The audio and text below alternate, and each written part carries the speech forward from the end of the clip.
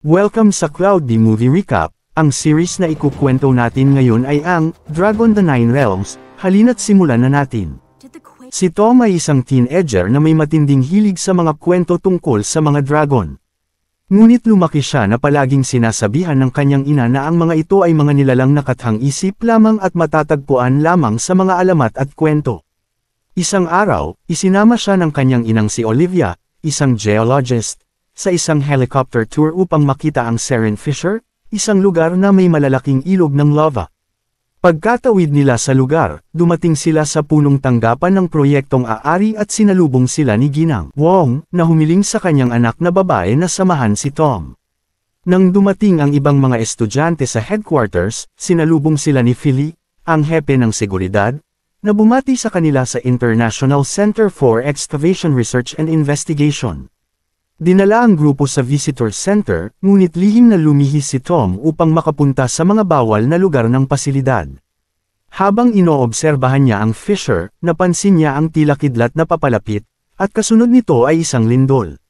Sa mga sandaling iyon, may isang empleyado na nahulog at nakabitin sa gilid ng bangin. Agad na tumakbo si Tom upang tumulong. Pinatunog niya ang alarma, kumuha ng lubad, at sinubukang hilahin si Linda pataas. Ngunit kulang ang kanyang lakas at nadala rin siya pababa. Sa huling sandali, dumating si Philip at nailigtas silang dalawa. Matapos ang insidente, pumunta sina Tom at ang kanyang ina sa kanilang kwarto. Napansin ni Tom na galit si Olivia. Sa pagtatanggol sa sarili, sinabi niyang lahi siya ng mga Viking kaya't likas sa kanya ang pagiging mapangahas. Nagpa siya ang binata na bumalik sa fissure upang alamin kung ano talaga ang nakita niya. Ngunit tinawagan si Olivia ni Ginang Wong at pinasimulan na ang kanyang ekspedisyon. Habang abala ang kanyang ina sa trabaho, ginamit ni Tom ang drone upang siyasatin ang lugar at may nakita siyang nakatago sa mga bato. Nang papalapit na ang drone, tinamaan ito ng kidlat kaya kinailangan niyang bumaba upang kunin ito. Doon niya napansin ang isang nilalang na nakatrap sa mga bato at siya'y natakot. Agad siyang umakyat pabalik. Ngunit nagbago ng isip nang makita niyang kailangan ng tulong ng hayop. Napansin niya ang buntot nito at inalis ang batong nakapatong dito. Matapos nito, biglang naglabas ng kidlat ang nilalang at winasak ang mga batong nakapalibot. Sa gitna ng pagsabog, nadulas si Tom ngunit nakakapit siya sa bato. Nang makaahon, natuklasan niyang ang nilalang ay isang dragon na takot sa liwanag. Gamit ang kanyang flashlight, napaatras niya ito ngunit nahulog siya habang umaakyat. Sa kabutihang palad, bumalik ang dragon at sinagip siya. Pagkatapos siyang sagipin, dinala siya ng dragon sa isang kuweba. Agad na naghanap ng daan palabas si Tom, ngunit nagsimula ang habulan ng agawin ng dragon ang kanyang backpack. Pagkatapos kainin ang lahat ng kanyang merienda, ibinalik ng maliit na dragon si Tom sa pasilidad at saka ito umalis. Kinabukasan, naghanda si Tom para sa kanyang unang araw sa paaralan at sinabi kay June na nakakita siya ng dragon habang nag-iikot sa fissure. Pagkatapos ng klase, bumalik siya sa kuweba at nagdala ng mga pagkain para sa kanyang bagong kaibigan. Ngunit nalaman niyang hindi gusto ng dragon ang pagkain ng tao, kaya't nag-eksperimento siya ng iba't ibang pagkain. Sa huli, natuklasan niyang isda ang paborito ng dragon. Matapos nilang magbahagi ng isang buong pakete ng fish nuggets, naging matalik silang magkaibigan at isinama siya ng dragon sa isang paglipad sa bangin. Ngunit habang nasa ere, muling lumindol at muntik na silang matamaan ng malaking bato. Sa kabutihang palad, nakapagtago sila sa isang kuweba. Doon, nakakita si Tom ng bitik sa pader. At nang buksan ito, natagpuan niya ang isang sagradong lugar kung saan naninirahan ang daan-daang dragon. Ngunit nang makatanggap siya ng mensahe mula sa kanyang ina, kinailangan niyang bumalik agad sa kanilang tirahan. Bago siya ihatid, sa tuwing lumalapit sila sa pasilidad, nagpapakawalan ng pulso ng enerhiya ang dragon upang patayin ang mga ilaw, sa paraang ito, makalilipad ito sa mundo ng tao nang hindi napapansin. Matapos linlanggan ang kanyang ina, nagpasya si Tom na hanapin muli ang dragon at hiningi ang tulong ni Alex upang ma-deactivate ang mga sensor.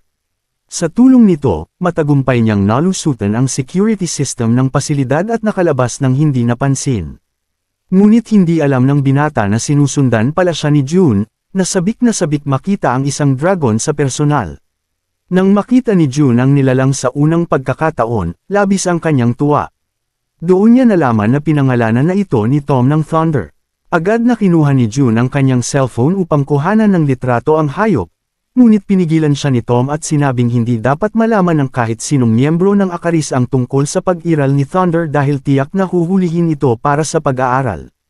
Nagpasya si Tom na dalhin si June sa lugar ng ibang mga dragon, at labis na natuwa ang dalaga sa pagkakataong makalipad sakay ng isang maganda at mahiwagang nilalang.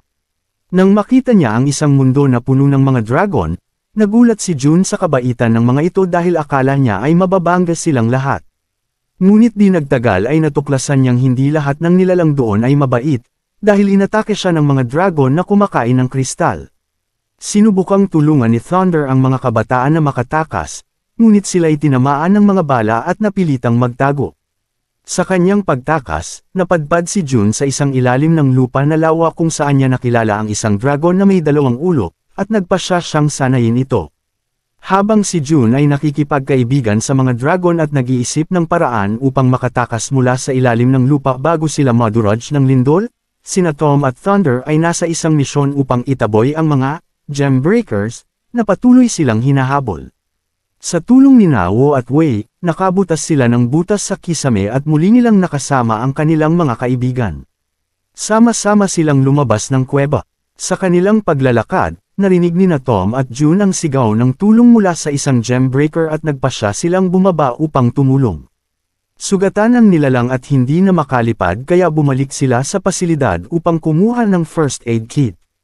Pagdating sa ospital, nakilala nila si Baker at nalaman nilang ang kanyang lolo ay isang veterinaryo. Nagdesisyon silang dalhin ito sa Fisher upang gamutin ang dragon.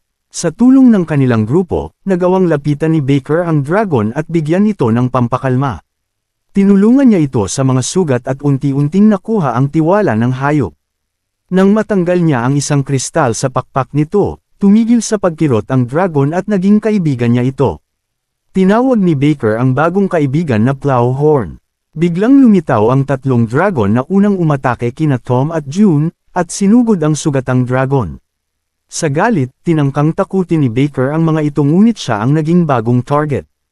Tinulungan siya ng kanyang mga kaibigan, ngunit tinamaan siya at sinagip ng gem breaker. Sa tulong ng kanyang bagong kaalyado, nabagsak nila ang isang malaking kristal upang durugan ang kalabang mga dragon.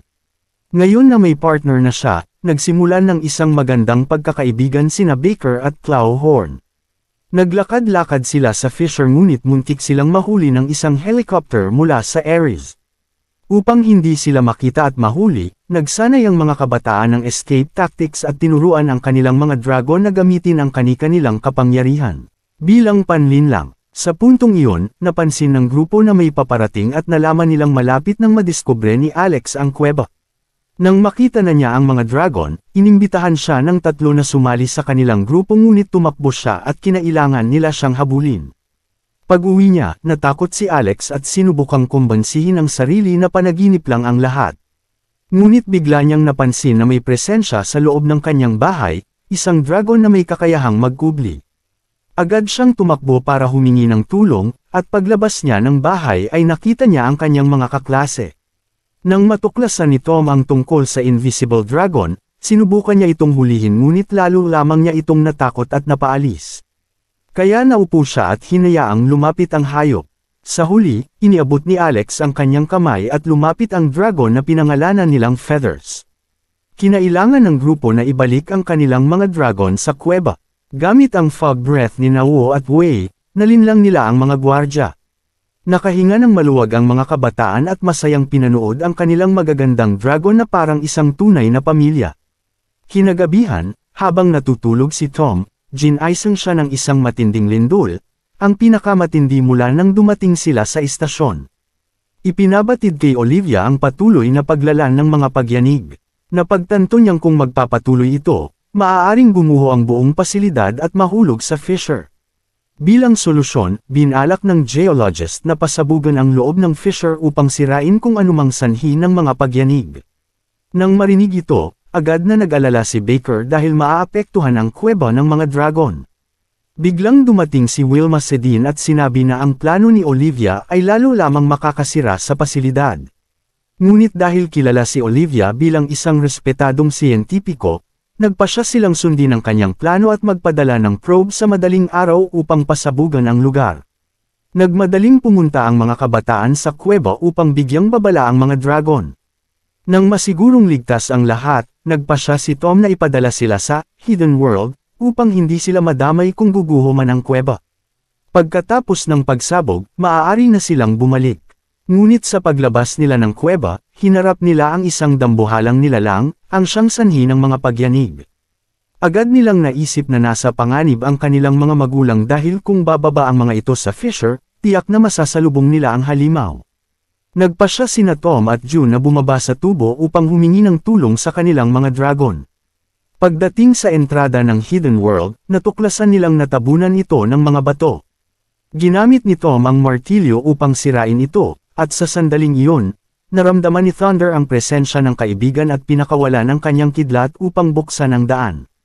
Sakay ng kanyang dragon, lumipad si Tom patungo sa probe, determinadong pigilan ang halimaw na umatake kina Olivia at Philip. Nang malapit na silang barilin, dumating ang kanilang mga kaibigan at nagtulong-tulong upang labanan ang kalaban. Ginamit ni Feathers ang kanyang tunog upang guluhin ang halimaw at nahulog ito sa fissure, ngunit nadamay sina Tom at Thunder at nahila pababa. Agad na sumunod si June ngunit hindi niya inabutan ang kaibigan. Sa kabutihang palad, nakalaya si Tom at nakabalik sa ibabaw kasama si Thunder. Pagkatapos ng pagsabog, bumalik sina Olivia at Philly sa base at ipinagdiwang ang tagumpay ng kanilang misyon. Dito na nagtatapos ang Part 1. Salamat sa panunood hanggang sa susunod na video.